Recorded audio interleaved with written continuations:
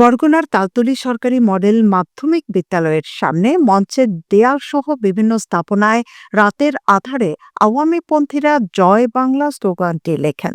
শনিবার সকালে স্লোগানটি দৃষ্টিগোচর হলে বিএনপি সহ সহযোগী সংগঠনের নেতাকর্মীরা আওয়ামীপন্থী প্রধান শিক্ষক পরিমল চন্দ্র সরকার ও সহকারী শিক্ষক সাবেক ছাত্রলীগ নেতা জিয়াউল হক রুবেল মাস্টারের অপসারণ দাবিতে বিক্ষোভ মিছিল করেন।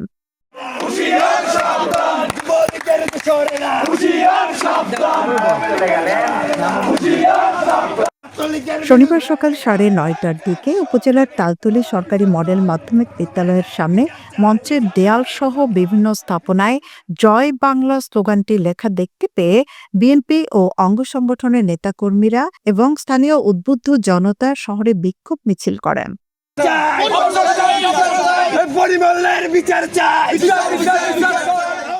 জানা যায়, উপজেলা সরকারি মডেল মাধ্যমিক বিদ্যালয় মাঠে জিয়া স্মৃতি টি-20 ক্রিকেট টুর্নামেন্ট চলছিল।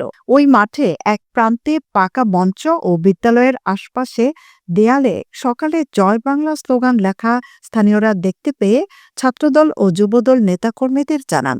মুহূর্তের মধ্যে এই সংবাদ ছড়িয়ে পড়লে উপজেলা বিএনপি সহ ছাত্র জনতা স্কুল মাঠে জড়ো হয়, জয় বাংলা স্লোগান মুছে দেয়। পরে ওই বিদ্যালয়ের আওয়ামীপন্থী প্রধান শিক্ষক পরিমল চন্দ্র সরকার ও সহকারী শিক্ষক জিয়াউল হক রুবেলকে এই ঘটনায় জড়িত থাকার অভিযোগে তাদের অপসারণ দাবিতে শহরের প্রধান প্রধান সড়কে বিক্ষোভ মিছিল করেন ছাত্রদল, যুবদল, নেতাকর্মী সহ স্থানীয় জনতা।